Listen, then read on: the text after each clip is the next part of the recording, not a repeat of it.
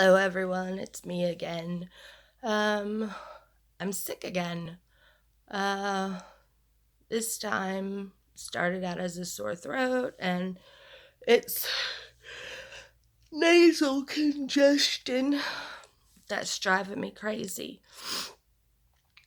You could probably see my eyes look a little bleary or something. I don't know.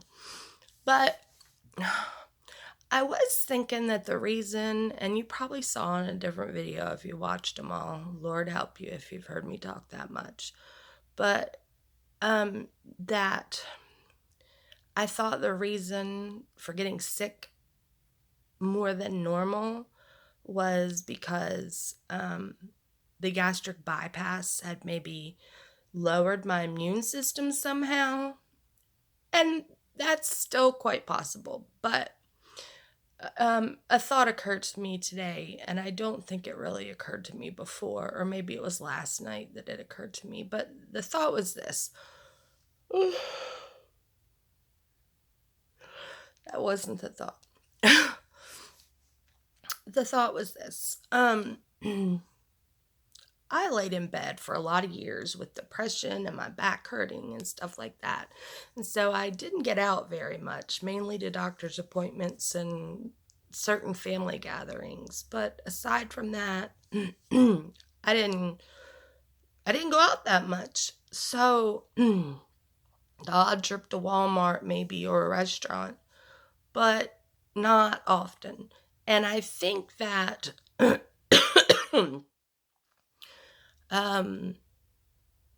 possibly the fact that I've been so isolated for so many years and now I'm out doing constantly because I can and I enjoy it. But it is winter and everybody's sick. Uh, excuse me. Even though it was 72 degrees today. Um, I think that might be a really good explanation for why I keep getting sick. I'm going to church more, well, at all. And, being around other people, going to the store, going to appointments, just here, there, and everywhere. And it's much more than normal. So I'm being exposed to more things. The other thing is, maybe there is some lowered immune system situation from the gastric bypass. I looked it up and I couldn't actually find any scholarly articles related to that. So I don't know that it's so much that. And my diet before I ever had gastric bypass surgery was not a good one. It was mostly bread and soda. Kind of sodas. I mean, I would go in and out of drinking soda for years sometimes, and then sometimes not at all. I don't know if you could tell, but look here at my hand and my fingers. Go back and look at one of my first videos at my hand and fingers and how swollen they were and how much different they are now. It's a pretty big deal. You have to excuse me. I'm in my PJs and my hair is, I'm sick. What do you expect from a sick person? Right now I can breathe a little. The Sudafed has taken hold, and the Afrin a little bit, so I can breathe enough to talk. Hang on. I was going to do this last night after church. I had my hair kind of done. My makeup looked really nice. And I just ended up not feeling like it. And I feel like it now that I look monstrous. I know this isn't the best camera angle and I look like I got this thing going on here, but hey, I've just lost like 116 pounds and hopefully more, so stuff's gonna sag. Here's my arm. I mean, I do have the saggy arm. Now, my lower arm doesn't look like anything except I noticed I have a bruise there. But it's not like, well, maybe a little flabby back and forth. But I mean, stuff's so much smaller. You'll notice that I have departed with the ring that I cried over being able to fit on my middle finger many videos ago. And that is because it doesn't fit me anymore. So I don't want to have my ring fall off. And so I have it in the jewelry box where it is safely now until I reach a size that will end up being my baseline and maintain it and hopefully maintain it. And then that will be that. So trying to think about what else to talk about. I know you. I apologize for all the yawning right now. I guess it's just because I can't, I don't know, breathe as good or something. I'm yawning more than usual. I have this light on me. It looks like an interrogation light. I don't know. I'm like too tired to try to fool with the overhead lights or anything. And I apologize for all the sniffing. I hate it when people sit and just sniff and sniff and sniff and don't blow their nose, but I don't know. Blowing my nose on camera might not be too sweet either. So I'm sniffing. I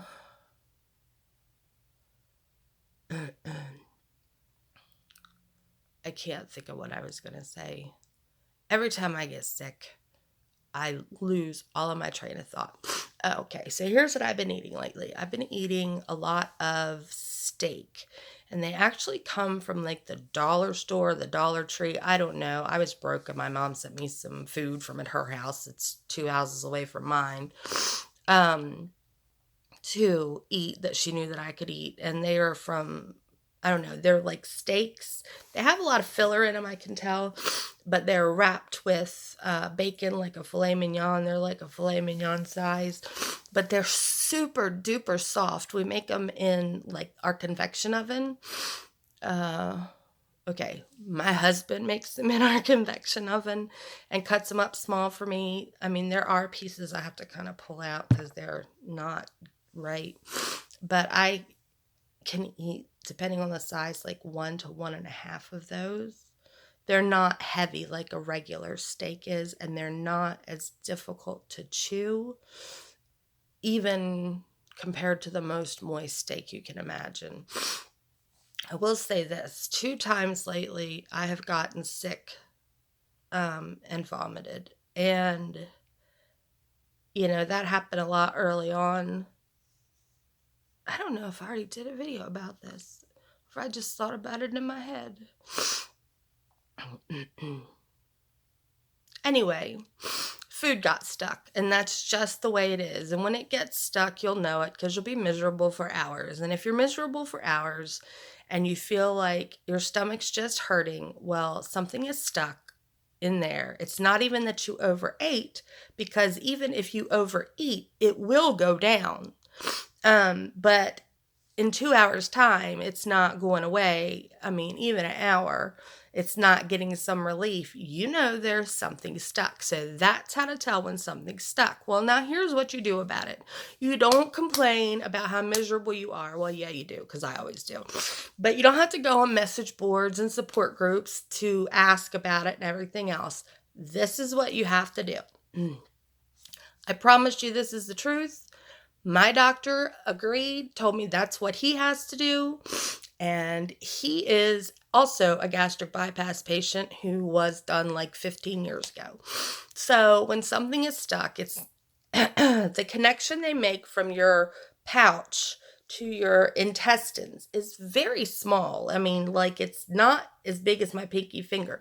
And you have to remember, the reason they make it this way is because your stomach needs time to process some food, so that some nutrients and things can be taken out of it. Now, part of a gastric bypass surgery is that it does bypass some of the intestines a little bit. So there is a degree of malabsorption, which is why you definitely have to take vitamins for the rest of your life. But, and that's also why you have to chew your food really well, is because that little hole is super duper small. So, if a piece of something doesn't get chewed too well, and let me tell you, I think even the best people that pay the most attention can still screw it up, because you might be talking or looking, thinking about something else, and your body, like in my instance, it has 40 years of the same chewing and swallowing behavior. So that's a lot to change. So sometimes um a little bit might get past. That's why it's always important to cut your food up into extremely small sizes, so that at least you're not accidentally taking a big huge bite, chewing it 4 times, and then swallowing it. But anyway, what you have to do about it. First of all, I suggest that everybody that's planning on having a gastric bypass do this. And you may never, ever vomit, but it's unlikely. So you go to Walmart, you buy one of the 98-cent plastic trash cans, they're white, and you designate it as your puking trash can. That's what I did. That way it's not the same waste bin that all my other stuff goes in. That way, if, in my instance, I've had 2 children, and being heavy gave me a very weak bladder. So if I start getting sick, then, or coughing too much, or a lot of things that a lot of ladies know about after they have kids, then I pee. So ideally, I need to be sitting in the bathroom when I'm vomiting, if at all possible. Or I'm going to pee on something. So at least a little bit. So I take a bottle of water into the bathroom with me. I go sit on the commode. I get my puka trash can and have it right near me. And then I drink some water. Oh, not a whole bunch of it, a couple sips, which is going to make it hurt worse. But you have to do it. It gets in there. It mixes a little bit in with what's going on. Sometimes you might have to take another drink. Lean over, cough a little bit. Gag it up. Your body will learn how to vomit it up, I promise. And you know what happens? You will not feel better completely until it's up. You might think you're done, but one thing that happens to me, and it's something that a lot of people have reported, is that they salivate a lot. And I salivate so much when all this is going on that I have to keep spitting. It's almost like I've turned into a St. Bernard. And people have varying degrees of this or not at all. But just drink the water, wait, cough, puke, and get it up. It's not going to go down. You are going to be miserable. And that's the only way to do it. And I mean, it would be ridiculous to have to go to the hospital because you had something stuck.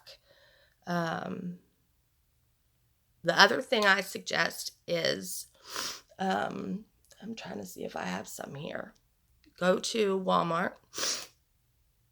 They have some methicone pills that you chew up. They're 80 milligrams a piece. Chew 2 of them at a time. They will help you burp when you need to burp and when your stomach is feeling really bad.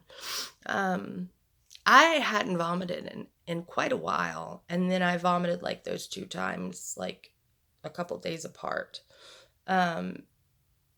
One time, I'm pretty sure that I was eating one of those bacon wrapped steaks, and I did not get a little piece of bacon chewed as well as necessary, and it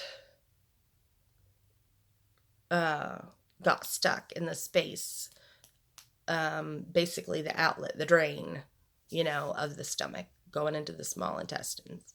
So that's what I'm pretty sure happened there.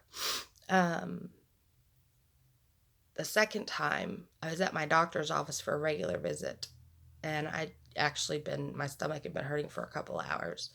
Um, and unfortunately, my doctor left the room. I told him I was feeling pretty sick, and I was explaining that it was like food stuck. He left the room, was gone for a few minutes. I started vomiting. He walks back in the room while I'm vomiting, and then he's like, "Oh, never mind, I'll be right back." So, had no problem getting a prescription for Zofran that day. He was like, "You need some Zofran?" Yes, I do, doc. This usually isn't just a regular nausea-related thing, but it's always good to have Zofran on hand because sometimes it can be. So I think the offending thing that day is I had bacon and I had eggs.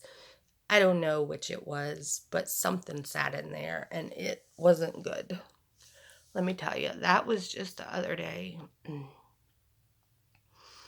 The very next day, I think it was, that I had a little bit of a sore throat, and then my sinuses went all crazy. Probably picked up something at the doctor's office. I think that was Tuesday. No, I had a little bit of a. You know what? It doesn't matter. I don't even know, and it's really irrelevant. This video is already too long, but I'm sure I've told you guys before about getting food stuck. But I think it's something that will happen less and less as I get further out. I think each person is different. Each doctor makes a different size connection between your intestines, your small intestines, and your new pouch of your stomach. And of course, mine had to be stretched once because I had a stricture way back about 2 months after the bypass. But it was a blessing in disguise because I think it had been going on since day one.